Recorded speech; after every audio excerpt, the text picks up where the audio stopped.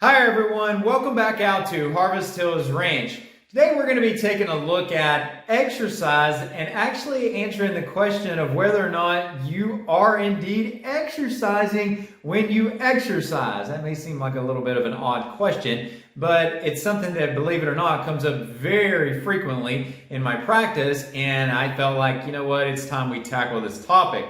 So hey guys, I am Dr. Arland Hill. I have a passion for nutrition and all things health and wellness related, and that includes physical activity, which is why we are back in the home gym today. And I can share this with you to make sure that when you think that you're doing exercise, you are actually exercising.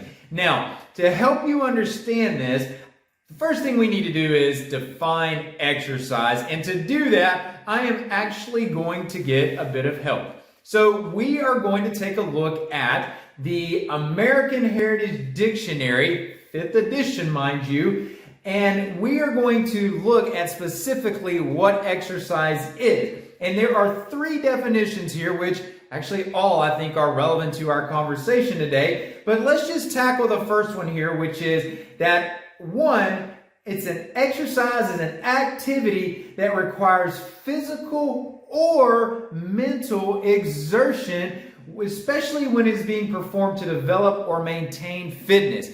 Listen, physical or mental exertion. You have heard me talk about in other videos, 1, that when you are doing exercise, it should be mentally challenging. You should have to mentally stay engaged and mentally stay focused. That is actually part of the benefit of doing the exercise. But if we're not going to go there and we're only going to talk about physical, we have to hit levels of physical exertion. What does that mean? It means that it has to be challenging. It has to make us breathe hard. It has to be a work. There has to be some workload imposed on the body if we're defining this as exercise. And hey, if you're wondering where we're going with all this, I'm actually going to share with you maybe what you've been doing and calling exercise that isn't exercise. Sorry to break it to you, but it's not. So we're going to have to step that up a notch. Now, that was only the first definition.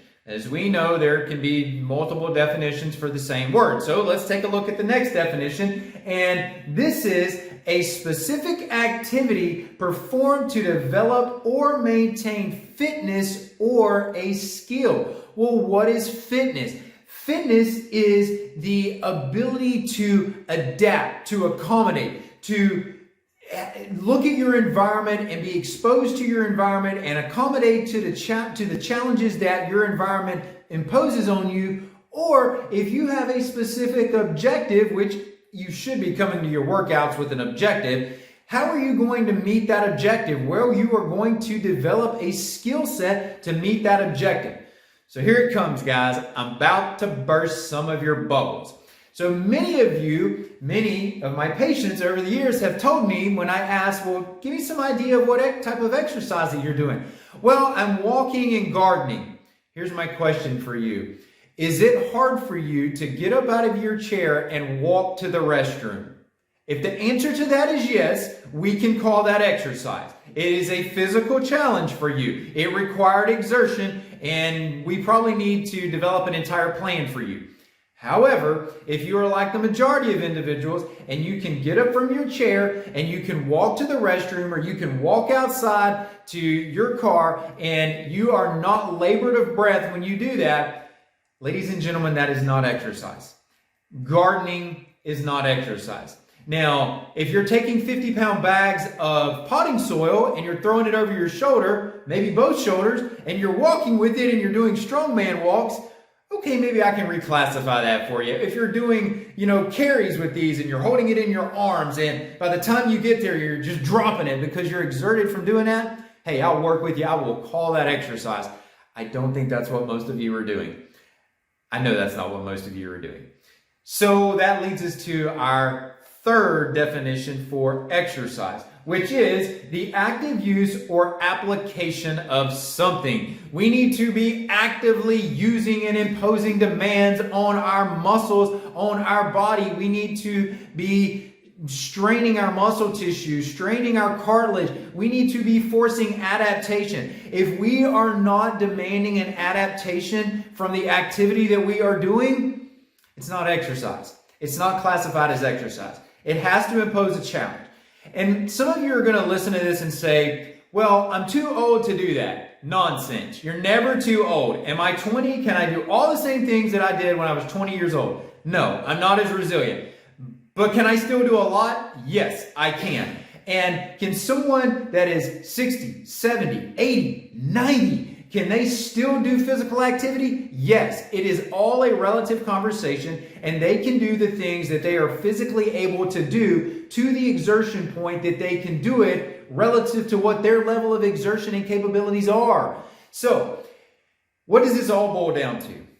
Well, we need to define what actual exercise is. If we're going to get on the bike, on the stationary bike, and we're going to lightly pedal, or if we're going out with our kids and our family and we're taking a bike ride, or if we're going for a walk, or if we are going out and doing gardening, or whatever else you want to put in this category, there's nothing wrong with those things. Absolutely nothing. In fact, they themselves have health benefits. They are better classified as being active.